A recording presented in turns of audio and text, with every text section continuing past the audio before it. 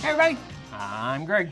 And I'm Katie. Welcome to the Meeple Society. Today we are on episode 51, the final episode of the M's. It took us a while to get through these. It did. Monopoly slowed us down. There's no Monopoly on this one. No, there's not. But before we get started, as always, please like the video, subscribe to the channel, hit that bell icon if you want notification of future content. Or you can follow the link below and follow us on all of our social media. All right.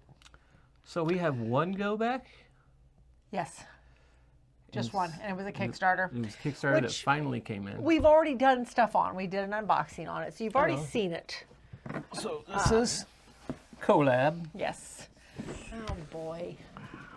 First one. Tell when you put boxes lids on. Okay. I don't know why I shut it, because you're going to want to pull Exactly. crap So out. this one, like I said, this was a Kickstarter I did a while back. It finally came in about a month ago. We just highlighted it on the podcast. We did an unboxing of it when we first got it. Very interesting game where you are playing scientists. It's working together in a lab. Technically, it makes it sound like it's cooperative. It's not. But you're moving around the lab using your minions to help you get resources to build buildings, or using your minions to help you pick up stuff, basically, for lack of a better term. So anyway, what struck me on this one was the components. Everything is totally modular, so all of the laboratories are completely modular. They're different every game.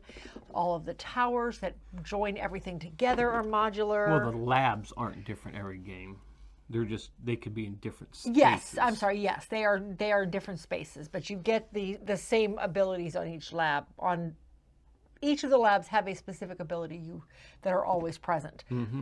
However, the modules that go on top of them change out every game, because there are a total of 6 upgrades that are going to be on each one of these that will change up every game. The components in this were what struck me, because these, oh, he came out of his spot. But if you can see these, hopefully, these are, whoops, I'm making a mess, but these are your people. These are your scientists. They are absolutely gorgeous. And then each one of them has 3 little minions that work with them in their color. These are all just the different colors. They are absolutely beautiful miniatures, though. Throughout the game, like I said, you're moving around from lab to lab trying to build different things onto your player boards. And I don't have the player mats here, but similar to Earth, you're building a 4x4 grid. Yes. Game ends when one person gets to 12, unlike Earth where you have to get to 16. Yeah, there's 16 spots. There's 16 spots, but you only have to have 12 to trigger the end of the game anyway. Yeah, then everybody gets another round. But I don't know. I've really enjoyed every play of it so far. I think there's still a lot in here to explore. We have played this a lot at 2-player. Yeah. And we finally got to play a 4-player with our son Justin and our friend Ben, who's on the podcast, talks about it. Yeah. I don't think the game really changed much from 2-player to 4-player. It played pretty much the same. The only thing I seen that was different is more upgrades came out. More upgrades came out. There were more minions out. Well, let me rephrase that. There were more resources on the minions. Yes, more resources yes, out. You're putting the... Because the minions in a 2-player game don't have resource cubes on them. Right. So. 2 of the 4 out there don't. Basically, 6 of the 12 out don't have resources on them, but they're there. They're there for to the use sake of for the actions. Collection actions. But you don't have their resources for the sake of build action. So I felt like the builds went faster in 4-player because you had more resources available to you. And that's the weird thing about this game is normally more players, the longer gameplay. Yeah. This one, more players, the faster gameplay, because people can build faster because of all the... Yes, but it was still a long gameplay. I did find we kept grouping into certain areas. Yes. And then somebody's like, nope, I'm going to go over here and put something. Then all of a sudden everybody went that way and started putting their stuff in. Yeah. I mean, it is a long game. That is the only deterrent to it that so far that I've found. I really enjoy the tableau building. I enjoy the worker placement part of it. I enjoy the dice placement part of it because your resources are your dice. There are wild resources. There are resources you can collect from going to the different labs. But for the most part, your resources are your dice. And you're collecting dice and rolling for them every time you empty your cup out to start a new round or to start anytime you go to rest, you would automatically get all your dice back. It's just a really interesting take on worker placement, dice placement, resource management, tableau building, hand management, the whole works. It has got a lot thrown into it. So I'm looking forward to exploring this one some more at 3 and 4 players. So we'll see. But anyway, yeah, that is CoLab. Very, very interesting recent Kickstarter. All right. Okay, now off to the M's. Now off to the M's. We are going to start off with a great game of Monkey Memory. This game is so memorable, I don't remember. You don't remember how to play it? You will in a moment. I probably won it. Did I win it? I think so, yes. Okay, so the way this one plays, there's all these coins in the middle of the table. These are basically victory points. That's all they're used for. We'll put those away. They're 1s and 5s. First player to, I think, 12 wins the game. Everybody starts the game with one of these cards. This basically tells you all the pictures that are in the game. Now, there's 2 sets of cards in here, and I don't remember why there's 2 sets, but depending on player count, you take so many sets out. Right. This plays up to 8 players, yes. So that's why. So, and I know in smaller games you take 3 of the 10 out. There's 10 different pictures. You take just 3 sets out of the game. But anyway, you shuffle up your cards. You remove 1 card from the mix. And then you flip them all over. I think you flip over one at a time. Well, you do. You flip over one at a time. And you're trying to figure out, ultimately, what card is missing. And the first player to point to that wins that round and gets a point. So you take one of the coin cards. It's a very simplistic memory game. It's quick thinking. It's quick thinking. All in all, though, it wasn't something we thought would ever come off the shelf. So we've decided it's going to leave the collection. But, I mean, I could see its place, but it is geared toward very young children. It's 5 to adults. Yeah. Yeah. So anyway, Monkey Memory. Interesting concept on a memory game, but it is going to leave the collection. Okay. Let's talk about the mints here. We have Mint Works and Mint Delivery. We had Mint... The red one? The red one. It was the one that was... Mint... No? Mint Control? No, Mint... It was Mint Control. Mint Control. It was area control. It's area control, yeah. Yeah, we got rid of that one a while back because it just didn't hit with either one of us. Well, we kept these 2 because these were the 2 we liked. We haven't played the co-op one, and then I seen there's actually another one too. Yeah, I don't know. All right, so look, the lids are on right. They're attached. All right, so both of these have basically the same thing in common. They have all these little chips that look like mints.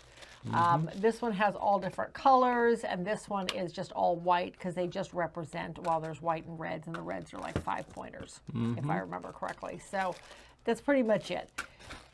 This one, they actually mean different things. So the way these work, so the first one, we'll start with Mint Delivery. Oops. You start out with just a map out on the table. And the map is always set up exactly the same. And then everybody has their little truck that is moving around the map. 2 actions on a turn. You can move your truck a space, or you can, oh, these are not, these go over here. There's a middle section missing here. Oh, is that what it is? Okay, well, anyway. Oh, wait a minute. Oh, this one goes here.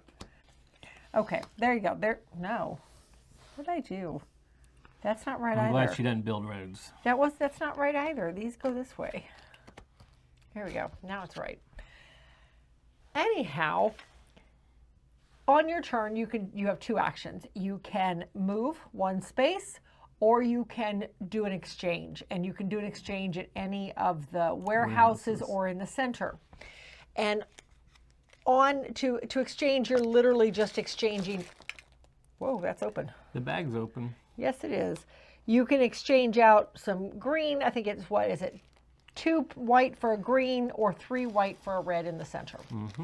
And then the ultimate goal being to get to one of the 4 corners up here to either, what is that? Peppermint Pines, Spearmint Springs, Cinnamon Center, or the Freshness Falls to make a delivery. So like if I have this one in front of me, I want to be at Spearmint Springs with both a red and a white mint on my truck.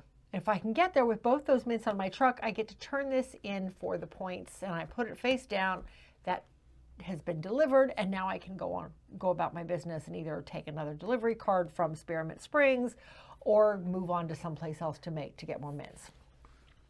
That's essentially how the whole game plays. There are so many piles in each corner for each of the 4 cities, and when 2 of the piles are gone in 2 cities, then the game is over. There's not a lot to it, but it is a quick little game. So, I mean, it was cute. It was enjoyable for what it is. So we are going to hold on to this one. I think it'll make a great little game to travel with. It doesn't take up hardly any space at all. And you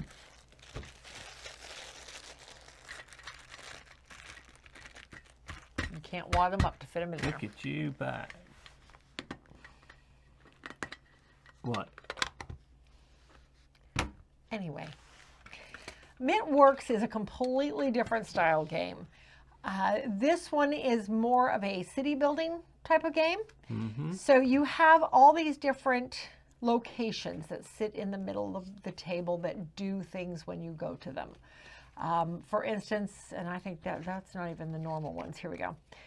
For instance, the wholesaler, you can just gain 2 mints. Mints are money. But you got to put a mint there first. But you've got to put 1 mint here and you gain 2 mints. There are certain ones that sit in the middle of the table that have to be built, and the build cards are in this stack. So let's see, this one is the supplier. You gain a plan from the supply, which is one of these. The producer, gain 2 coins. The builder, build one of your plans. Again, which is one of these. So there's all the different types of cards up in the middle of the table where you are putting your mints out as workers in order to activate the action. When you go to build your buildings, your plans, you have to pay the coins that are up on top.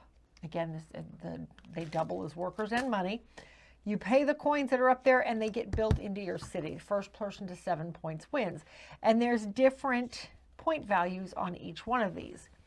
So this one gets a star for every mint on here. The upkeep is to add 1 from the supply. Oh, interesting. Okay, I don't think that one's come out. The strip mine, for upkeep you gain 3 coins. The bridge counts as 2 of the leaf buildings. There are ones in here that you get an extra point for every leaf building you own. So all different stuff. So you're trying to strategically build out your city without running out of money.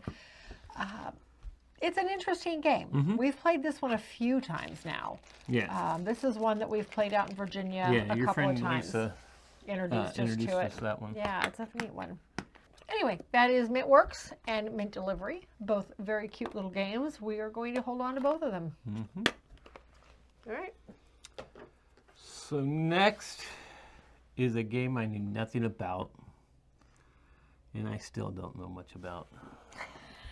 This is Monster High Share or Scare game. We played this with one of your friends from work and her boyfriend, and she was into it. She really likes Monster High.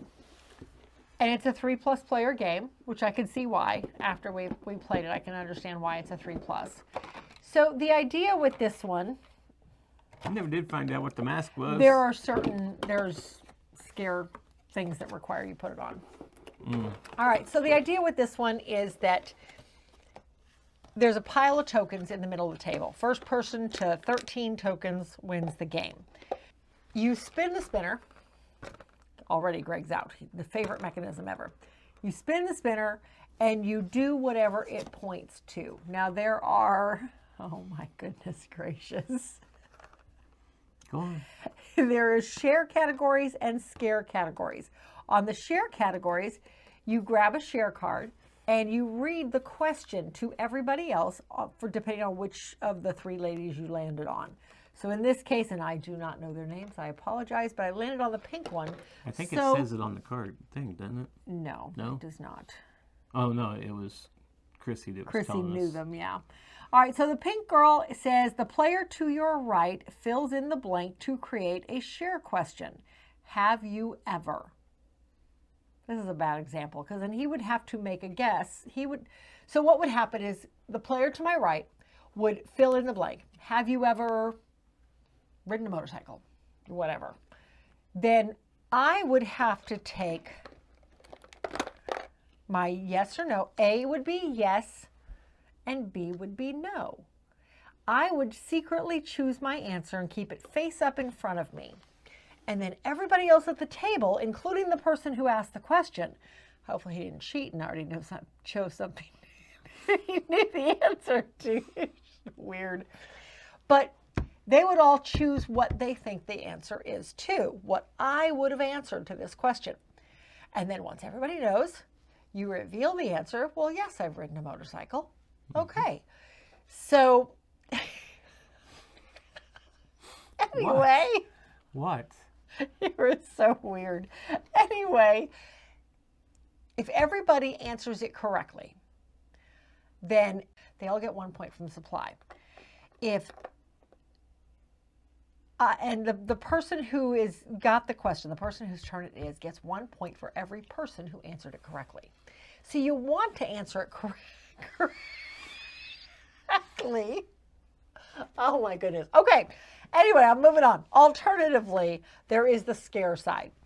And the scare side, the slivers are very small, but I'll be damned if I didn't roll scare every single time. Anyway, have another player tell you a 4-digit number. Oh, I had this one. Now set the timer. All other players can try to scare you or say numbers to distract you until time runs out. If you remember the number, you score. And it gives you a little score icon down here, how many scare points or how many score points you get if you get it correct. Nobody else gets those points, just you. So somebody tells you a number, everybody else is trying to distract you until the timer runs out. I got this one right. They couldn't distract me. So, all right. So it was an interesting game. It was cute. It was obviously geared toward children. But we had a decent time with it. It wasn't horrible. We laughed. Oh my gosh, did we laugh. That being said, some of the scare questions were literally crab walk across the room or crab walk to every corner of the room. For what we're doing this for, that's not going to work. So we are going to let this one go. And we're old. But the people who play it may not be. No. I cannot take you seriously wearing that. I should wear this the whole show. Well, okay, I'm putting it away. Go for it. Anyway, we are going to let this one go because of some of the scare cards.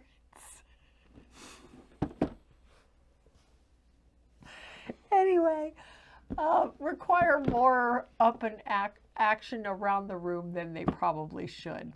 So Throw out a hip.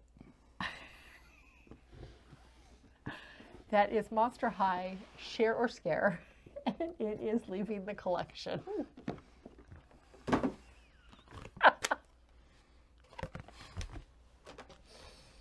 Okay, next we have Mist over Carcassonne. You would have thought this would be in the C's, and it does sit with all of our Carcassonne games, but in No, BGG but it's labeled under as Mist Mist. over Carcassonne. Yeah. So this is Carcassonne's answer to the cooperative game. Mm-hmm. So this does have a cooperative element to it. Same scoreboard. Just like Carcassonne, you are trying to match up all of the surroundings. The only difference in this one is, here we go, here's your start tile.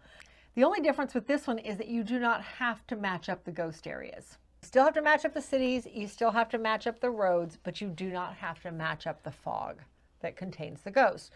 So how this one works, every time you lay down a piece that has ghosts on it, you have to put out these little ghost icons onto the board. And then on your turn, when you complete something, you complete a feature, you complete a city, you complete a road, you can remove, rather than scoring your points for it, you can remove a couple of ghosts. There's only 15 ghosts. Game ends when you run out of ghosts. That's how you lose the game. Now, if the fog is complete, you can no longer put more ghosts. You can no longer put more ghosts on it, right? But you also get to clear all the ghosts out of it if you complete the fog bank. So it makes sense to match your fog. Yes, it you absolutely makes sense to match your fog up, but you don't have to. It's interesting. You only get 5 workers, too. There, you don't have to lose a worker to the scoreboard. Everything pretty much is the same as Carcassonne. You put your guy down in order to score. When you finish it, you take them back up. And in this case, you have the option to score or you don't. This one also has complexity levels, which I found interesting. I've really enjoyed, we've played this twice now. I've enjoyed both plays. We won one. I think we won the first time by the skin of our teeth. Yeah. This one we didn't. The last one we played, we did not win. But that makes for a good cooperative game, honestly. So, all right. Anyway, that is Mists over Carcassonne. This sits in our collection. It is going to stay there. So yeah, it sits with all of our other Carcassonne games. All right. Next we have a very old Mayfair game. This is Monuments, Wonders of Antiquity. This was very, very early in our board gaming collection. Yep. It was one of our first purchases at a Gen Con. I think so, yeah. I think we got it off and it was on sale. Shelves, yeah. So here's your board. And then there are cards. So the idea with this one is that you are trying to collect cards to make sets. There can only ever be 2 sets of any monument on the board. You are collecting the cards. Well, like I said, you're collecting cards trying to make sets. So there is no hand limit, thank goodness. The way this works is that the first person to lay down a set of cards for a specific monument lays down 2 cards of a matching color.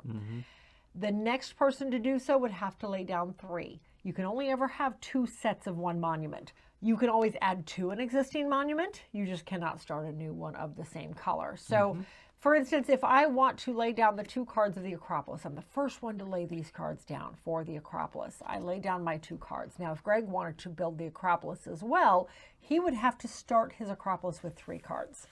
He couldn't do it with just 2 like I did. Throughout the game, I keep adding to them. In fact, you kind of want to add to them, actually. Ultimately, what happens is that, well, number one, everybody's building out their different monuments. Throughout the game, though, everybody has to do a certain amount of research, or you have to publish papers. You're publishing papers. Everybody has 3 tokens in their color that they have to use. Although I think you only use in a 2-player game. You're using 2 of 2 colors. Each kind, yes. In a multiplayer game, you have to publish 3 papers, I believe it is. But how you publish papers is that instead of taking a turn to draw cards or lay down cards, you instead declare that you're going to publish a paper. I'm sorry, it's called historian turn, but same concept. So when you take a historian turn,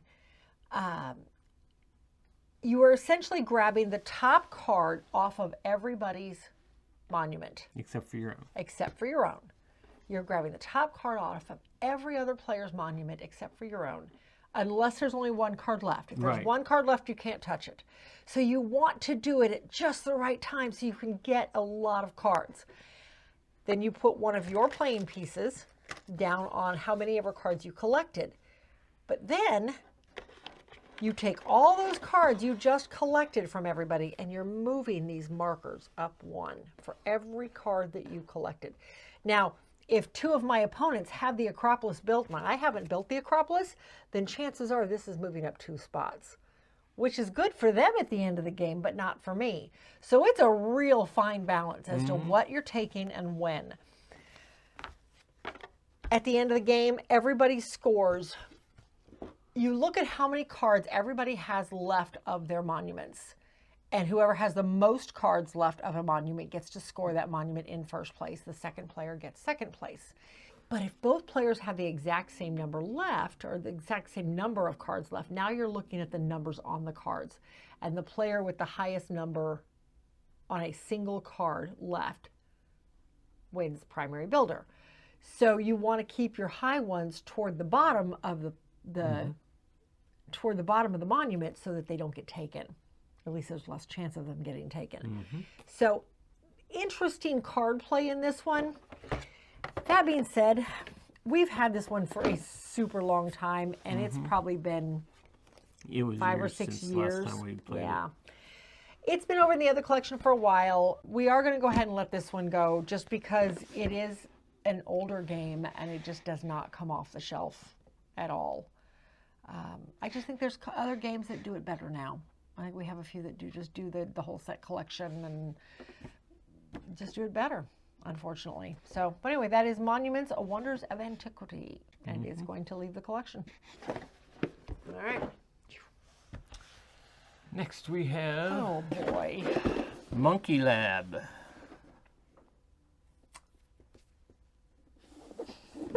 All right. This one was kind of interesting. Yeah. Okay. So this one, it's a two-sided board, and I don't think that made any difference. I don't remember. I don't know now. Maybe you can just differentiate the thing. How's it go? There we go. Like that? Yeah. No. Like that. So you're basically putting this board together like so, and there's a total of 4 tiles all together. So you're building the laboratory out. At the start of the game, everybody has their main monkey, and this is essentially your player aid. It gives you all of your actions and what not to do on your turns. You seed the board with all these little chips that give you different things that the monkeys are looking for. Okay? And then you have your little monkey. And he runs around the board. On every turn, you can take 3 actions. You can move your monkey 1 room from basically room to room. You can move your monkey. You can pick up items, these little tokens, out of a room and swap what you're carrying. You can carry 1 item with you at a time. You can reveal a cage. There are cages in all of the rooms. And then for an action, you can reveal the cage. The cage tells you what it takes to unlock that cage and release the other monkeys. Because that's the goal of the game, is to release the monkeys. So it tells me that there's 2 monkeys in this cage, and it requires 2 scalpels to open the cage up. Whereas this one also has 2 monkeys, requires a scalpel and a rope to open it. So you're moving around the room, picking up these items and trying to get these items to the right room so you have all the items you need in that room. Meanwhile, there's 3 other players trying to do the exact same thing. You can carry 1 item on you at a time, that's it. You have the option, once you have all the items in a location, you can unlock the cage.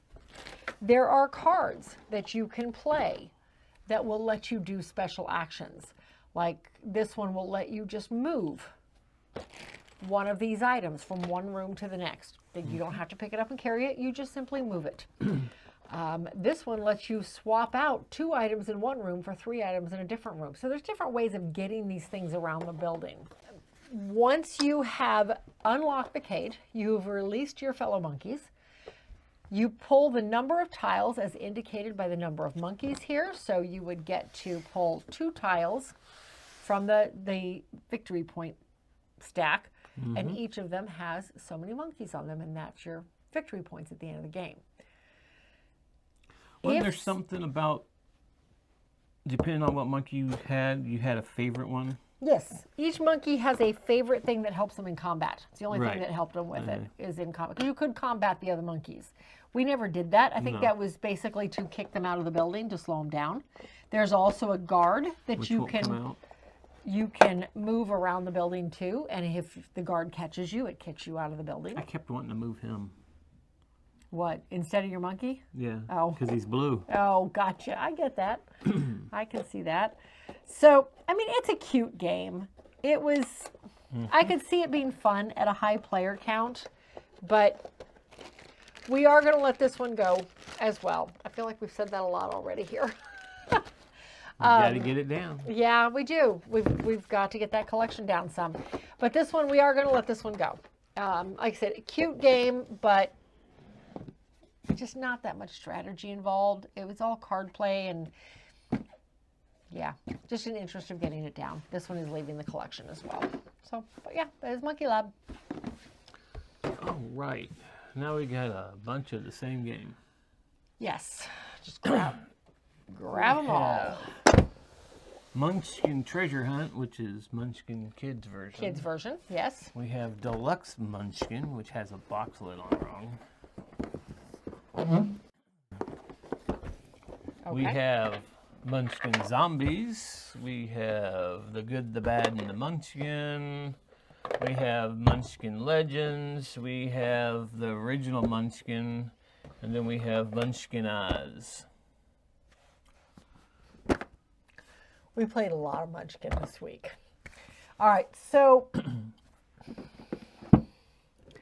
base game of Munchkin.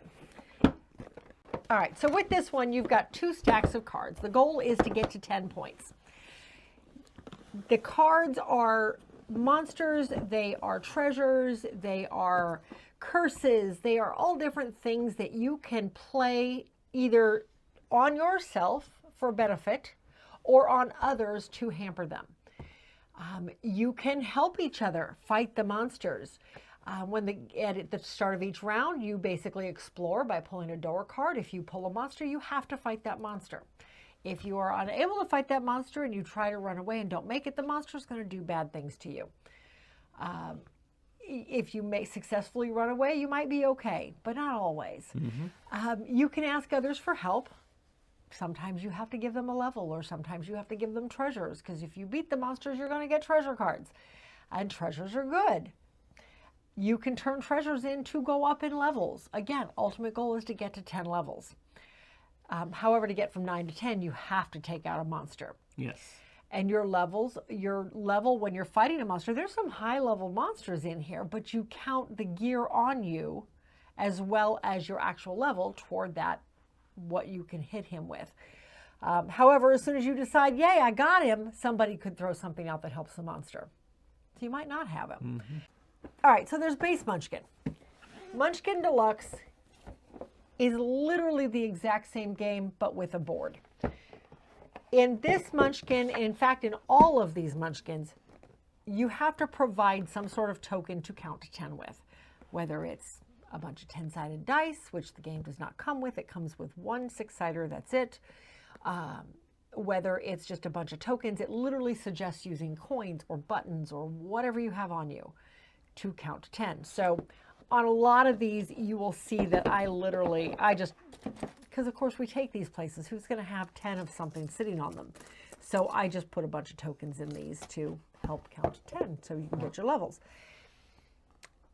That's how all of these are, with one exception. Now, Munchkin Deluxe, again, exact same game, but it gives you the board and player pieces in order to count your levels. That's it. That's the only difference. Now, as you can imagine, all of these play exactly the same. The themes are just different. The cards are different, themes are different, though, but this gameplay is still yeah, the some same. of the terms are a little different, like Wizard of Oz. This one is a little more D&D themed. That's Western themed. Cowboy themed, yeah. Zombie themed. They were all really cute. This one here, Munchkin Treasure Hunt, is very much geared toward kids. It's like an introductory game. So you've got this one is the only one that played different. This one you moved around the board. Yes, so this one you have your board, you're rolling dice and moving your little people and then doing whatever the spot lands you on, whatever you land on, whether the die you roll again, you grab a treasure card, you fight, you go to that particular monster's lair and you have to fight them. And when you fight them, you draw cards. Oh, here it is. you draw these cards, and different things happen throughout. Okay, so all in all, again, a lot of Munchkin in the last week. We don't need this much Munchkin. No. I don't think anybody needs this much Munchkin. Yeah, some people like it. But we did enjoy it a lot more than I expected to. Even this one. We played this one 2-player because we ran out of time with Chrissy and her boyfriend. So we did not have time to play all of them with them. Ultimately, what we've decided, we don't need all of this. So these 3 are going to go because if I'm going to choose, I'm going to choose the deluxe where I have a board. It just made it easier to me than playing any of the ones without a board. So these guys are going to go. These guys are going to stay, mostly because we just like the themes. And then we're going to go ahead and keep this one. I was sure this one was going to go before we started it, but it was such a cute idea. And it played so easily that we decided we're going to hold on to Treasure Hunt as well. So we got rid of half the Munchkin, almost. But that's how that's panning out. So I was surprised how much I actually enjoyed the game. I did not expect to. It's just the chaotic card games are not my thing. No, they're not. So I was very pleased with it. So anyway, that's Munchkin. Half are staying. Oop. Okay, wait a minute. What happened? You'd have to divide a game in half to say that. Okay, fine. Whatever. All right. Anyway, next. Next, we have a game that should have been done in the L's because she logged it wrong. This is Lucas Oil Pro Motorcycle Championship. Yep. And you had it under Motocross I had it under Unplugged because that's Motocross what it says on Unplugged. the back. Motocross Unplugged. I did. And that's what it says on the sides. Not right there. It says right there. Okay. I was just say, no, it don't. It says this is your chance. Anyway, when I was going to log the play of this, I discovered it was not under Motocross. It was under Lucas Oil. So, oops, my bad.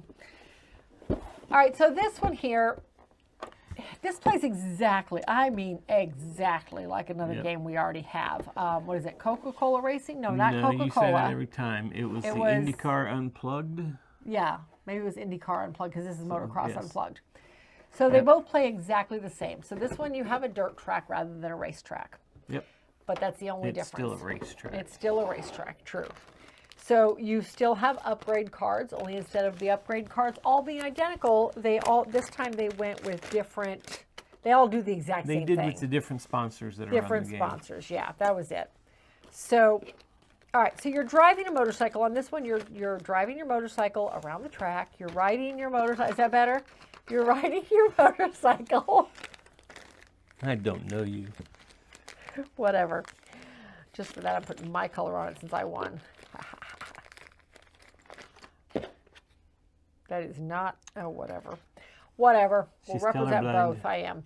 All right, so you're riding your motorcycle around the track, but to do so, you are playing cards. Throughout the game, you have a hand of 6 cards. In order to move forward, you have to play 2 cards of the same color, and then you move that many spaces forward. Simple as that. That's the only way to move, most of the time. There's a bunch of cards in here. Again, same colors. There are a bunch of good cards and detrimental cards.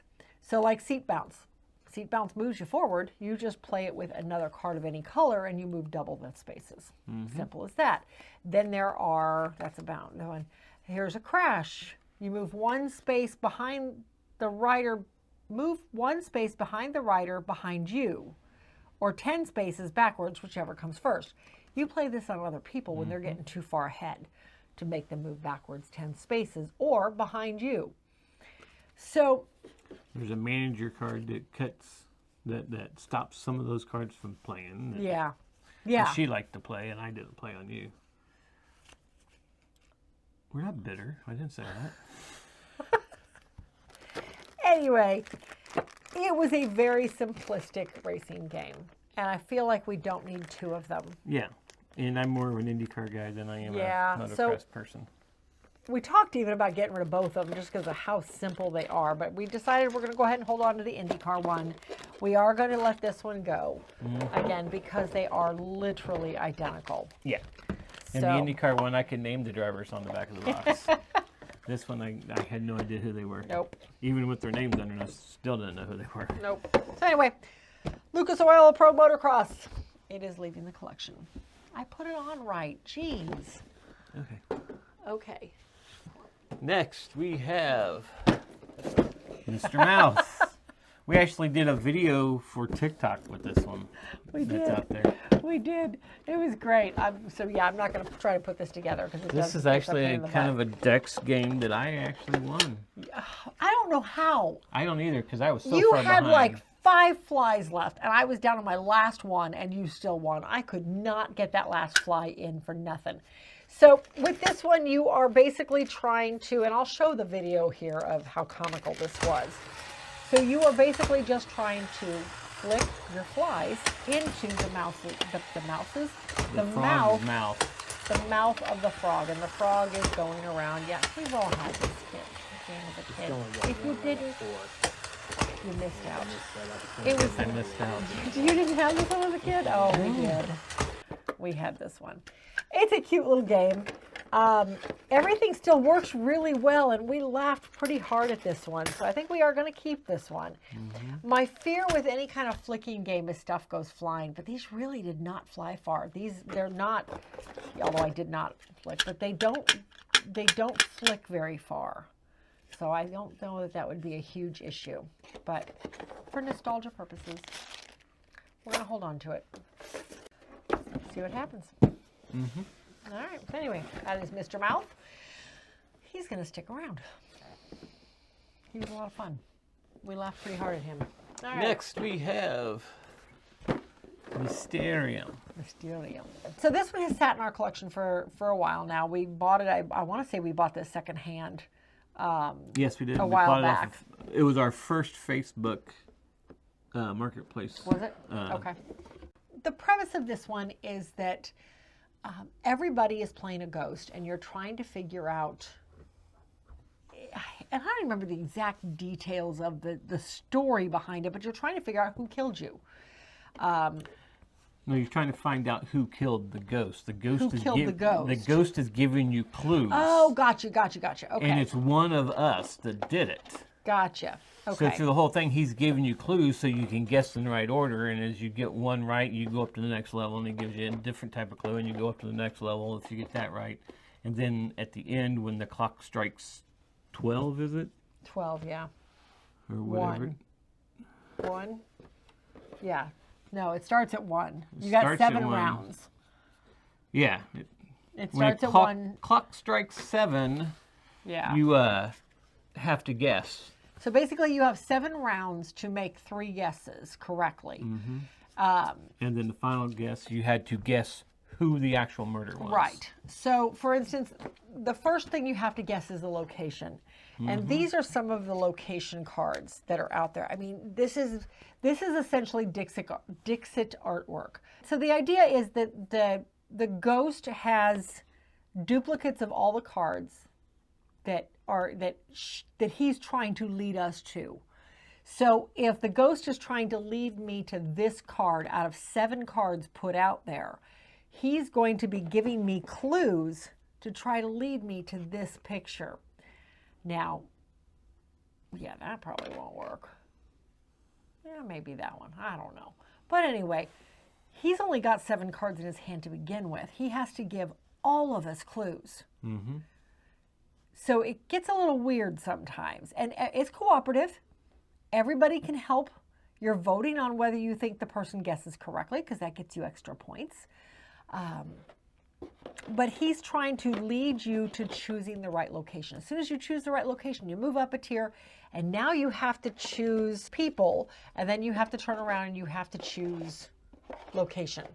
Or not location, I'm sorry. You have to choose the weapon. like that, Yeah, how the you weapon were is the murdered. last thing. And then, yeah, you have to choose your weapon. So, yeah, it's very interesting in that just the way it's all played out, because all of the clues that the ghost is giving you is based on a couple of cards. Now, if you don't get it correct, he can give you a new card. And now you're working with 2 sets of clues to try to guess. And again, everybody else can help you. Hopefully somebody got it right and it narrowed down your choices if you didn't get it correct. It's a very interesting game, that's for sure. The pieces are really cute. Like I said, you're voting throughout to try and get more points, because the more points you have by the time the final round happens, the more clues you're going to get toward who the actual killer is, which person is the actual killer. So, interesting game. All that being said, this was the first time this had actually come off our shelves. Every time we've ever played it, it's been with Justin and Jackie or somebody else. So we're going to let this go over to the travel collection. I can see it getting a lot of love over there. It just doesn't come off our shelf, though. All right. Anyway, that is Mysterium, and it is going to shift sides. It is going to move over to the other collection. I know that's what you were looking for. I didn't say a word. Next we have a box lid that's wrong, but this is My City. Which we still have to finish. Yes, we do. I know. I'm not going to go into a lot of detail because it is a legacy game. But this is It's polyomino. That's all you need to know. It's a polyomino game Next. that is actually double-sided. Okay. So this is the base side of the game. This is not the legacy version of the game. In fact, we've got a couple boards we have yet to play on. So there we go. I'll do this board. So this is your base game. So even after the legacy is done, because this is the legacy side, this is how it starts out. And then throughout the game, different things are happening to change the board based on whether you come in first or second or third or fourth or whatever. I've got a lot of stuff on my board. So do I. Unfortunately, my stuff's all bad because yours is good, because although the last round we played, you won a few. So you won a couple of them the last time we played. Finally. So the legacy envelopes come with 3 different games in them. So we've been playing them in 3 game sets. We still have a lot of envelopes to go through still. So hopefully we'll get it done sometime this year. It'd be nice. We know we're behind. Very much so. There's, what is it, My Island is Yeah, out My there now? Island is out now too. But once you finish the legacy version and you're done with it, you get to flip it over, and now you still have a permanent polyomino game, which I did like that concept. That's one reason we went with it. But every player has their own set of tiles, and there is a deck of cards that is played out. Careful, there's Yeah, spoilers in this. I know. I looked. There's a deck of cards, and the concept is that every round you're flipping over one card from the deck, and everybody has to choose that piece to put onto their board. If they can't, I don't know what happens in the base game because we haven't played the base game yet, but in the cooperative or in this version, it's not good. It's not good. Let's just put it that way. Yeah, it's not good. So we'll get this finished eventually. Like I said, I think there's 8 envelopes, 3 games per envelope. We're like 2 or 3 envelopes in, so we have a long way to go. But I'm enjoying it. But then I love polyomino games. Yeah, because you like polyomino games. I do. So this one is going to stick around at least until we finish it. After that, I don't know. At the very least, it'll go to the other collection. At worst, it'll go to the other collection. But no, I really enjoy it so far. I'm having a good time exploring this one. We just need to spend more time doing so. Anyway, all right, next. Next, we have a toy. I mean, a game. This is Mousetrap. How many of you have actually played the actual game? All right. I hadn't. No, I hadn't either. Because this is another game we didn't have when I was a kid. Friends had it. We had it. I don't remember ever actually playing it. So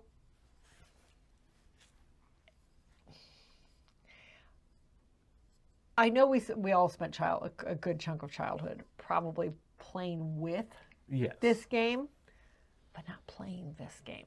Big difference. So, but yeah, throughout the game, it's all right. So here's the board, in case you don't remember ever seeing that part of it. Well, you needed the board to build it. The That's Mousetrap. true. You did. But okay, how many people really paid attention to the board? All right, so the board is surrounded by your spaces, and you're moving your mice around the board doing what the space says. So if you, and the spaces were determined, there were player counts on some of them too. So if you were playing a 4-player, you only built stuff if you landed on a space with a 4. If you're playing 3-player, then it's every 3 and 4. So what happens is if you land on a space with it is marked by your player count, you get to build the next piece of the puzzle, the next piece of the trap. When you finally get to this very, very end, then you kind of just keep going in a circle. Unfortunately, this spot here is right under the trap. So you don't want to be caught there because it happens. And you have a video for that too. We do. So I'll just show you the video of how that's working. But you can see her get trapped. I did get trapped, yes. It was fun. We had a good time with it. Fun. I can actually say I actually played Mousetrap now. We are going to hold on to this one. It is a classic game. Even if, I don't know if it'll ever come off the shelf. I guess we'll find out. But it was a lot of fun to play. We actually had a good time with this one. So anyway, that is Mousetrap, and it is going to stick around. All Next we have Murder, She Wrote. When we put this out, because every once in a while we'll take pictures of what we're going to be playing for the next couple of videos, and I put it out on our Facebook group, say, hey, anybody around want to come play any of these games? This is the one that got the most hits. It did. But, well, we had Justin and Jackie actually play it with us. Well, so, they but came some other over people one wanted to- evening, and we wanted to play something, but we didn't know what, so they looked at the shelf and goes, let's do that one. Yep. Okay. So this is essentially a deductive reasoning type of game. It is social deduction. Yep. So everybody is playing. Basically, you've got standard markers. I mean, product of its time type of game. So everybody you're starting here at the hotel in the center of the board, and you are rolling dice to move around the board. And then as you're doing so, there are these, what is it? You have tokens. There's tokens out on all the spaces that say either dead or alive. Before the game starts, whoever the murderer is gets to kill one person in one of the surrounding buildings. And it's weird. I think they tell everybody to leave the room at one at a time so that you don't see who's doing it. We just closed our eyes. It's kind of like a werewolf. Everybody kind of backed away from the table, and we closed our eyes. You couldn't feel anybody moving things on the table. So, but as you're moving around the board, you're able to look, if you end up in one of these spots, you're able to look at the token on that person. Now, as you're also moving around the board, everybody has these little tokens that they put out every time they visit a place. So if I visit the restaurant and I'm looking here at Arnold DeSoto and I find that he's alive, okay, I know he's alive. And I put my token here as the last person that was there. Yeah, and as you pick up the token, you replace it with one of your tokens, so that way they don't know. Because if they see you pick one up and put one down, they're going to say, oh, she's the murderer. She just put a murder token. Yeah. But no, you pick up a token. Yes. You look at it, and then you take one of your tokens and put it back face down. It's not even one of your tokens. All of the tokens are dumped, if I can get it out of here, are dumped into this little cardboard tray that every game from this decade had for all the components, and they actually made use of it. I was kind of impressed. So you put all these tokens in here and just spread them out. Yep. And you dump your token, the token you just took off of him, into the tray, shuffle it all up, and then start looking for the token you need to put back. Well, if you're not the murderer, you're putting back the exact same token you just took off. Whether if he was dead, he stays dead. If he's alive, he stays alive. However, if you're the murderer, you have a choice of swapping out the tokens. So if I was the murderer and I went down here to the restaurant, I could swap out and kill Mr. DeSoto. And actually in this game I was, so, whatever. But I still have to put my colored chip down here to say I was the last one there. So now when somebody comes behind me, well, they don't know if this is the one that was dead before the game even started, or if I'm the one who just killed him. So it's time to follow you. So, yeah, so you don't know. But if people keep turning up dead everywhere you've been, they're going to figure out it's you pretty quickly. Or you can screw it up and say, darn, I needed to get, I rolled the wrong thing, and I was one space from getting away. And you announced And it I pretty much announced it. because you didn't have to announce it because you could go No. this way to go to other docks, so you Yes. could move around the board. Oh, I was so So like you mad. could be over here and you could come out and come back over here. She could have been playing it off of that, but no, I she got could've. there. She goes, "I'm one short," and Justin was really close, knew who it was, and was able to And tag caught her me. as the murderer. Yeah, it did not end well. But oh well. No, it wasn't Justin. It was Jackie. Jackie won this one. Was it? I thought it was Justin. Yep, it was Jackie. So, but anyway, it was a lot of fun. I don't typically like being the murderer in these situations. I always crack under pressure, as I And did she in this one. I'm terrible at being the bad guy in these kind of games. So, it was cute.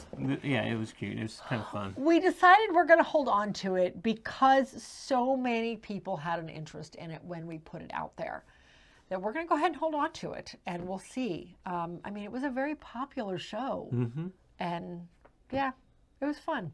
So yeah, that's Murder, She Wrote. A game of strategy and pursuit. She's a murderer. Hey, you're the Cylon. The last game we're getting ready to show is a game we've played it once, and you didn't want to ever play it again. She was the one that bought it. She was the one that really wanted it. Here, so they know what we're talking about. Okay. You really wanted this game, I so did we really picked want it this up. game. And the after first play, nothing went right for you, and she's like, "I don't care if I ever play that game I again." made some really bad decisions in the first one, and not knowing the ramifications that would come from them. So the concept of this game is all of the players play siblings, and they have been called to this. Cousins. No, they're actually siblings. You later in the game. Oh yeah, they start off as cousins. siblings, and then the generations. As the generations go on, they become cousins. So you start off the game with siblings, and you've been summoned to this town because your father has passed away and you need to finish his work. He was experimenting with different things. Kind of a Dr. Frankenstein. Dr. vibe, Frankenstein but type of vibe. I had an animatronic guy that I had to build, so. Yeah, I don't know. But anyway, so the whole thing is run by an app. The app tells the story. The app literally talks to each of the players. You have to plug in everybody's names, and it will literally talk to every player. The app tells you who starts the game. The app will tell you what, if you go to a specific place, you have to punch in that you are the person there, and it will tell you what's happening in some circumstances. Yeah. But as the game goes on, depending on the decisions you make, and what happens by the end of the round, at the end of each round, things happen in the town. You flip pages. The whole thing is part of a book. The town is basically a book. So the Village Chronicle is your town. So you start. That's not Don't forget, it's like a legacy game. I know. So you basically start out, I want to say Page one. this is the first page of the village. Page But one. throughout this, you're putting your workers out. Certain workers, you start off with 3 workers, 2 of which can go to town, 1 of which cannot. He has to stay back in the manor and doing manor or estate actions. Doing work around the estate. So out here, you're basically just getting resources. It's basically all you're doing is getting resources. You're building outer buildings on your estate. You're getting the plans to build the different buildings in your estate to give you different actions. As the game goes on, though, based on the decisions you've made, the map changes. You may end up prospering, and the town will grow. Or you don't do something you should build do. the hospital You and don't the build plague the hits and hospital. kills half your people. Oh my gosh. Yes. So, yeah, kills half the town. It's a really interesting game. Nobody said that. All right, so we played it again this past weekend with Co-op Nerds. Co-op Nerds, and I had a better game. I think I went in kind of knowing what to expect this time. And I was actually able to get my final experiment built. I was actually the only one who could. I don't know how I managed it, but I managed it. And it worked out perfectly. I think almost me and Doug were like 1 or 2 turns away from actually getting ours built too. You and Doug were neck and neck, like literally 69 and 70. At the end of the game, At the end of the game, yes. Through most of the other game, I was like 20 or 30 behind. It was just the last couple rounds, I was like, I'm not going to get this built. So I went after anything that would give me points. Yeah, yeah. So I'm glad I gave it a second shot. This is a perfect example for me of why, if a game doesn't hit, but you know it should, to give it another chance. Now, don't get me wrong. I know there's going to be games out there that just don't hit because they don't hit. They're just not your thing. Okay, here's the question that should be asked. Would you have ever played this again if we weren't doing these videos? No, I would not have. Exactly. That's the only way you gave it a second chance, and now you're glad you gave it a second chance. I am glad I gave it a second chance. Yes, I loved the game the first time we played it. I didn't like the game the second time we played it. I need to pull these out. I should have pulled these out while I was in it in the first place. But the components in this are phenomenal.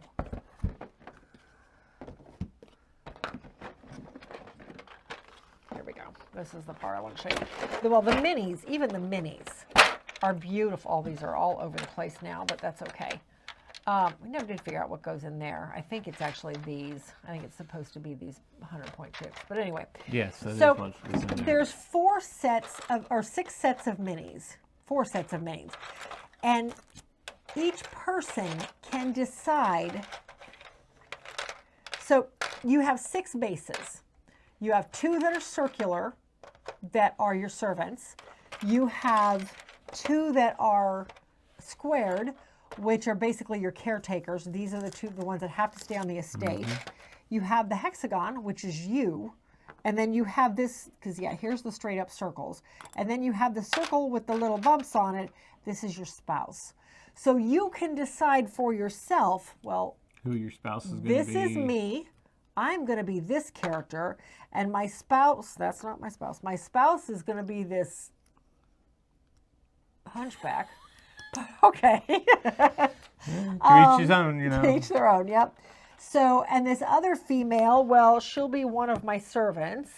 And then I've got this well-to-do dressed man is going to be your caretaker. Sure, whatever.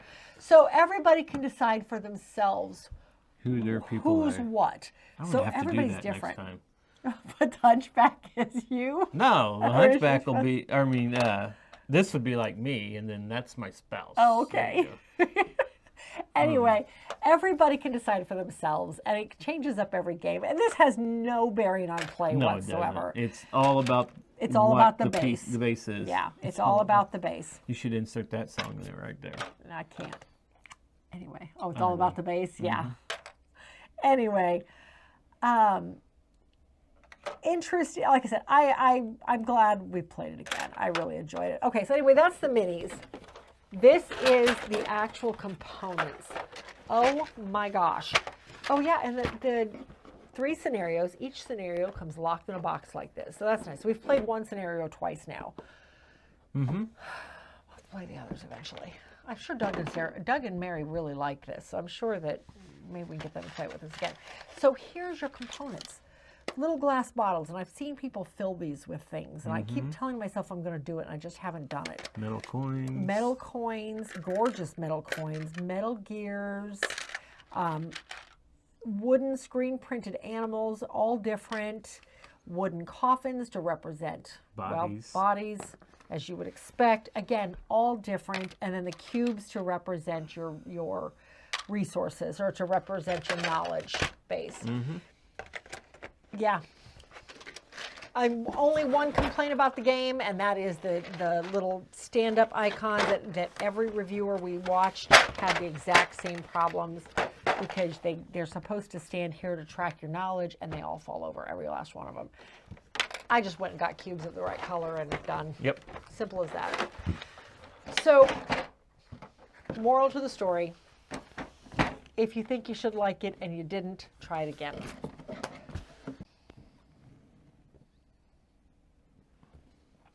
All right, anyway, that is my father's work. Yep. And it is going to stick around because I do like it now that I understand it. Still not a big fan of all the reading, but, whatever. So that is it for this episode. That is it for the M's. The ends. We're off to Yay, the ends. off to the ends. We've got a few of them played already. But... We do. We got a couple played the other night at an impromptu game night. I said a couple, I know. which is 2. Okay. Oh my God. Until then, we'll see you at the next one.